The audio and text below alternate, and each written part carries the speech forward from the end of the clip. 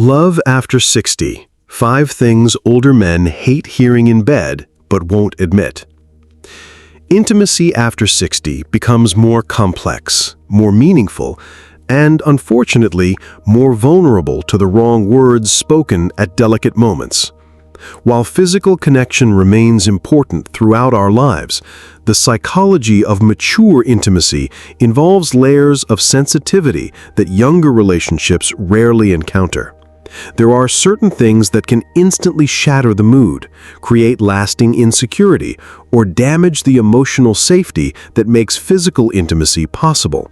And most men will never tell you what these are because admitting them feels too vulnerable. Welcome back to Wise Advice for Elderly. Today, I'm going to address a sensitive but crucial topic: the things that can kill intimacy and confidence for mature men, even when they're spoken with love or concern. This isn't about tiptoeing around fragile egos. It's about understanding how to maintain the emotional and physical safety that allows both partners to be vulnerable and connected during your most intimate moments together. At this stage of life, physical intimacy carries emotional weight that goes far beyond the physical act itself. Understanding what creates safety versus what creates anxiety can mean the difference between a thriving intimate connection and one that gradually diminishes due to unspoken fears and insecurities. But first, if you're ready to understand the psychology of mature intimacy and learn how to create the emotional safety that allows both partners to flourish physically and emotionally, hit that subscribe button now. Here at Wise Advice for Elderly, we address the real challenges of mature relationships with honesty, wisdom, and practical guidance. Thing number 1. Comments about physical changes or performance. For mature men, one of the most painful untold stories is their acute awareness of how their bodies have changed, and their deep, often unspoken fear that these changes make them less desirable or capable as lovers. When you comment on these changes during intimate moments, even with the most loving intentions, you're touching the rawest vulnerability they carry, often creating exactly the opposite effect of what you're hoping to achieve. Here's what happens in those tender moments. Comments like, "It's okay, this happens sometimes, don't worry about it," or "We can try something different," might seem supportive and understanding to you, but they often spotlight the very thing he's most self-conscious about. Even positive comments that reference his age, like, "You're incredible for your age," or "I love that you're still so passionate," can create the crushing feeling that his desirability is somehow contingent on exceeding age-related expectations, rather than being genuinely, unconditionally desired for who he is right now. Robert, 68, shared his experience with heartbreaking honesty. When things didn't work exactly like they used to, and Margaret would try to be reassuring by saying things like, "It's perfectly normal," or "Lots of men our age deal with this," it made me feel like I had become a medical case study rather than her lover. I knew she meant well, I could see the love in her eyes, but those comments made me hyper-aware of my limitations rather than focused on our connection and the pleasure we were sharing. He continued, his voice growing quieter. The worst part was that it made me start watching myself instead of just being with her. I'd be analyzing my performance instead of losing myself in the moment. Her words, meant to comfort, actually created more anxiety because they confirmed that she was noticing and cataloging the changes too. Maya later understood the unintended impact. I thought I was being supportive and letting him know that changes didn't matter to me, but I realized I was actually making the changes the focus of our intimacy, instead of letting our connection be about pleasure, closeness, and love. The challenge is that your intentions are usually profoundly loving and supportive.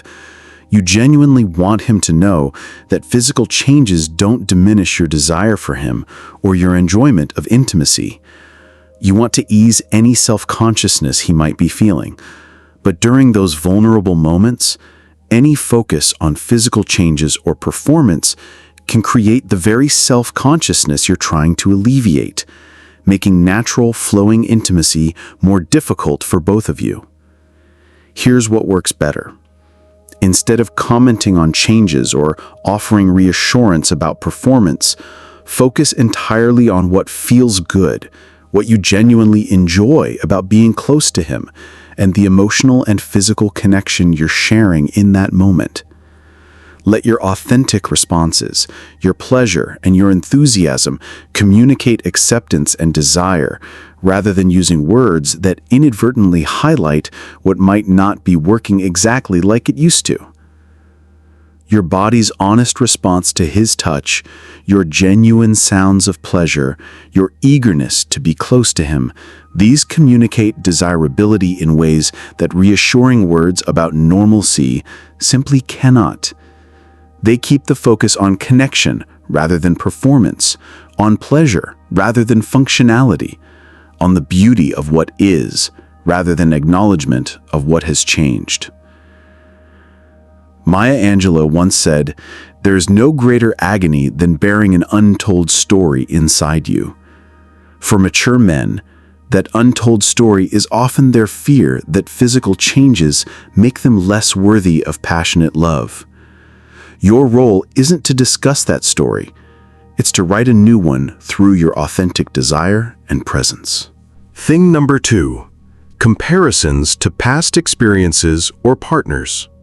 Carl Jung observed the meeting of two personalities is like the contact of two chemical substances. If there is any reaction, both are transformed.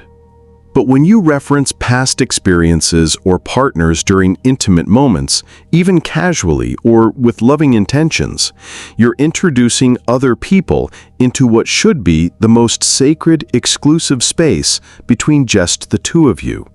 Comments like, "I've never experienced this before," or "This is so different from," or "My ex never," might feel like compliments to you, but they can instantly shatter his presence with you, shifting his focus from the beautiful intimacy you're sharing to mental calculations about your intimate history and how he measures up to other men. Thomas, 69, described his reaction with painful honesty. When Susan would mention how different our intimacy was from her marriage, even when she meant it as a compliment, it would pull me completely out of the moment. Suddenly, instead of being lost in pleasure with her, I was thinking about her past, wondering if I was being compared and evaluated rather than simply loved and desired. The cruelest irony is that these comparisons often come from genuine appreciation. You want him to know he's extraordinary, that what you share is unique. But by referencing what came before, you inadvertently invite those other relationships into your most intimate moments, creating exactly the opposite of the exclusive connection that makes intimacy so powerful. Susan later understood the impact. "I thought I was giving him the ultimate compliment by letting him know he was better than my ex-husband. I had no idea I was actually making my ex a presence in our most private moments. I was trying to make Thomas feel special, but instead I was making him feel like he was in competition with a ghost." The bedroom should be a sanctuary where only your current story is being written, where the focus is entirely on the unique chemistry between you two, without any reference point except the pleasure and love you're creating together right now. Instead of making any comparisons, even flattering ones, focus entirely on what you're experiencing in this moment. Express appreciation for him specifically. "I love the way you," or "You make me feel so," or "This feeling with you is incredible." Keep everything present tense, specific to him, and focused on the beauty of what you're creating together. Remember, true intimacy isn't about being better than what came before. It's about being completely present with what is. Thing number 3. Instructions or corrections during the moment. Marcus Aurelius wrote, "Very little is needed to make a happy life. It is all within yourself, in your way of thinking." But when you give instructions or corrections during intimate moments, you can instantly shift his thinking from pleasure and connection to performance anxiety and self-doubt, transforming what should be a flowing, natural experience into something that feels like a graded performance. Comments like, "A little to the left," "Not so fast," "Try this instead," or "Let me show you," might seem helpful for improving the experience, and your intentions are genuinely loving. You want to guide him toward what brings you the most pleasure. But these well-meaning directions can make mature men feel like they're failing a test rather than sharing love with someone who genuinely desires them. David, 65, explained his sensitivity with vulnerable honesty. "I desperately want Patricia to enjoy our intimacy. Her pleasure is incredibly important to me. But when she would give directions or corrections during our lovemaking, it made me feel like I was a student who wasn't getting the lesson right.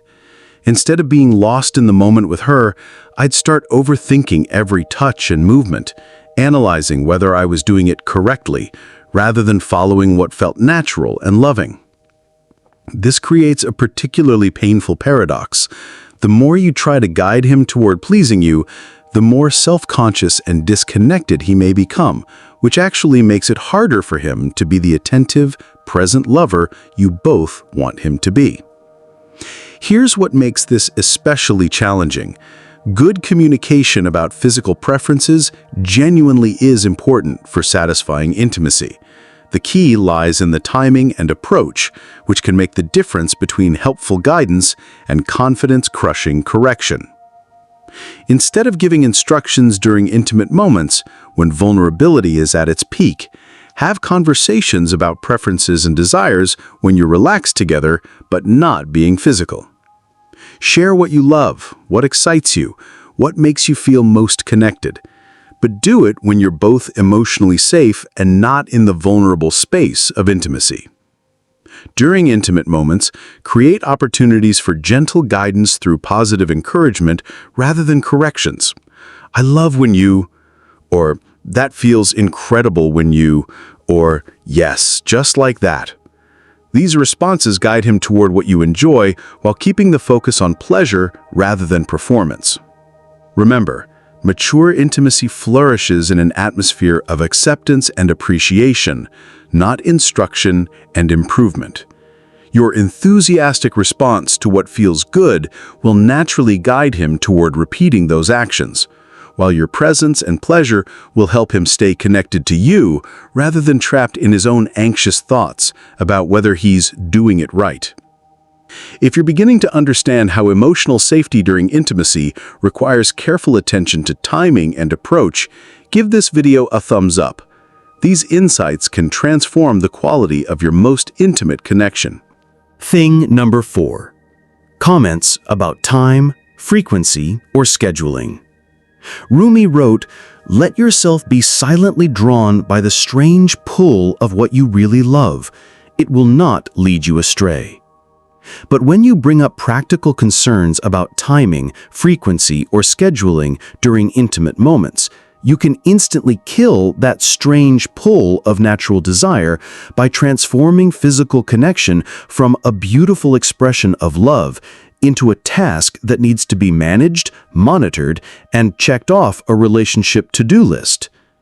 Comments like, "We haven't done this in a while," "We should do this more often," "We have time before," or "We need to hurry because," can seem innocent observations or practical considerations, but they can shift his entire focus from desire and connection to logistics and performance pressure, pulling him completely out of the present moment you're trying to share. James, 67, shared his frustration with raw honesty. When Carol would mention how long it had been since we'd been intimate, or start worrying about timing because we had dinner plans later, it made our lovemaking feel scheduled and obligatory rather than spontaneous and desired.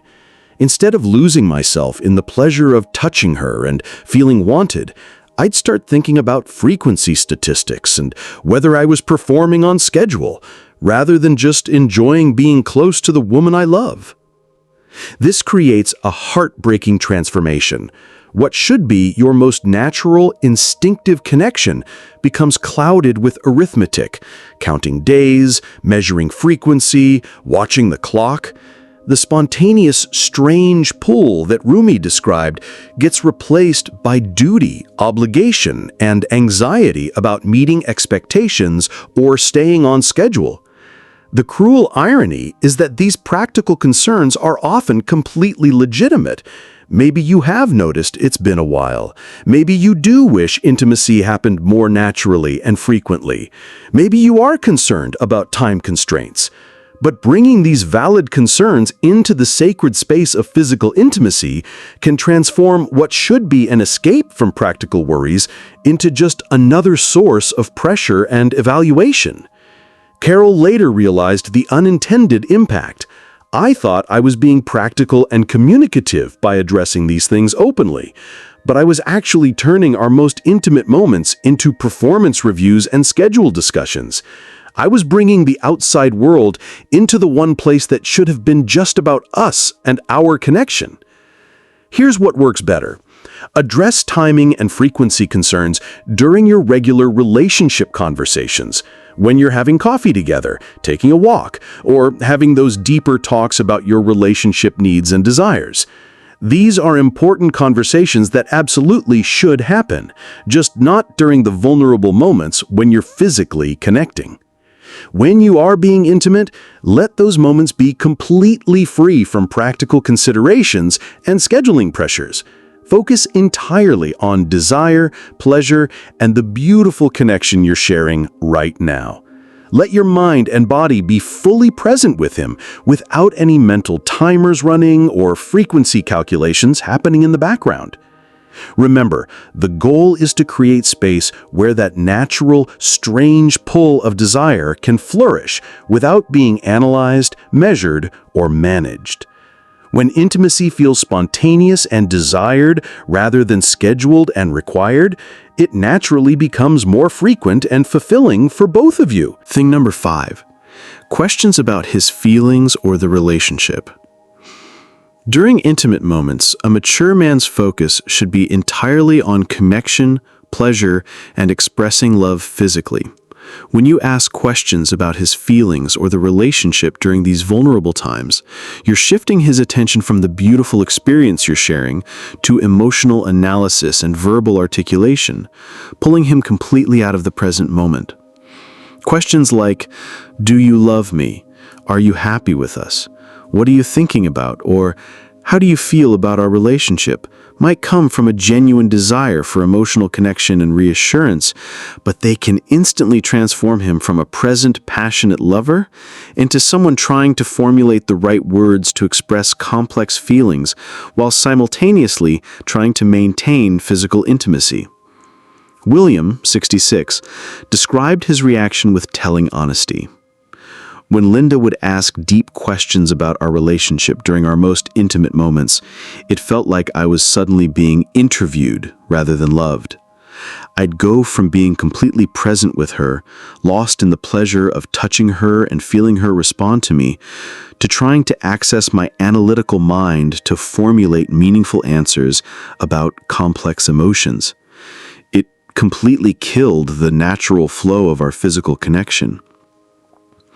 This creates an impossible dual demand. You're asking him to be both physically present and emotionally articulate at the same time, to be lost in sensation while also being thoughtfully verbal. For most people, these two states of being are nearly impossible to maintain simultaneously. Linda later understood what was happening. I thought I was deepening our intimacy by asking about his feelings during our most connected moments, but I was actually fracturing his attention between physical experience and emotional analysis. I was asking him to leave the moment we were sharing to discuss the moment we were sharing. Here's what's really tragic about this pattern. The emotional connection you're seeking through those questions is actually much better fostered through the physical and emotional presence you naturally share during intimacy. His body's response to you, his desire to be close to you, his passionate attention, these communicate love and connection in ways that words during intimate moments simply cannot match. The deep relationship discussions you want to have are absolutely important and necessary for a healthy partnership. But they deserve their own dedicated time and space, when you can both give them the focused attention they require, when you're not trying to simultaneously navigate physical vulnerability and emotional articulation. Instead of asking analytical questions during intimate moments, let your physical connection be the communication. Let the way he touches you, looks at you, responds to you, and seeks closeness with you speak the language of love that transcends words. Save the deeper relationship discussions for quiet moments together, when you can explore those feelings with the attention they deserve. Viktor Frankl observed, "Those who have a why to live can bear with almost any how." During intimate moments, let his why be simply to love you, connect with you, and share pleasure with you, without the added burden of having to explain or analyze that love while he's expressing it. Are you starting to see how protecting the emotional and psychological space during intimacy can enhance the physical connection? Leave a comment below about which insight was most helpful to you. All 5 of these things, comments about physical changes, comparisons to past experiences, instructions during the moment, practical concerns about timing, and analytical questions about feelings, share a common thread. They shift focus away from the present moment experience of intimacy toward performance anxiety, comparison, or analytical thinking. Mature intimacy thrives in an atmosphere of acceptance, presence, and emotional safety. When someone feels evaluated, compared, corrected, scheduled, or analyzed during their most vulnerable moments, it becomes much harder to be naturally intimate and connected. Men over 60 often carry specific anxieties about physical performance, desirability, and aging that they rarely discuss openly. During intimate moments, they need to feel desired for who they are now, accepted completely, and free from performance pressure or comparison to maintain the confidence that allows natural intimacy to flourish. This doesn't mean you can't communicate about your intimate life. It means choosing the right times and approaches for different types of communication. Intimate moments should be protected spaces for feeling and experiencing, rather than discussing and analyzing. Instead of focusing on what might not be working perfectly, what could be improved, or how things compare to the past, focusing on what feels good, what you appreciate, and what you're enjoying in the present moment creates the emotional safety that allows both partners to be more naturally intimate and responsive. The goal isn't to avoid all communication about your intimate life, but to separate different types of communication into appropriate contexts. Discussions about preferences, concerns, or desires happen best outside the bedroom, while intimate moments remain focused on connection, pleasure, and presence. At this stage of life, physical intimacy often requires more emotional safety and less performance pressure than it did in younger years. Understanding how to create and protect that safety can mean the difference between intimate connection that flourishes over time and one that gradually diminishes due to accumulated anxieties and self-consciousness. Just as creating emotional safety for him during intimate moments enhances your connection, Understanding what creates safety and comfort for you allows him to be a more attentive and responsive partner. Mutual understanding of each other's vulnerabilities and needs creates space for both partners to be more open and connected. If this video helped you understand how to create better emotional safety during intimate moments, make sure to subscribe to Wise Advice for Elderly and share this with someone who could benefit from these insights. Let me know in the comments, keeping things appropriate, of course, which insight was most valuable to you. And remember, great intimacy is built on emotional safety and present moment connection. Remember, beautiful soul, the intimacy you share is precious and deserves to be protected from anything that creates anxiety, comparison, or performance pressure. When you create safety and presence in your most vulnerable moments together, you create space for the kind of deep connection that makes mature love so extraordinarily beautiful.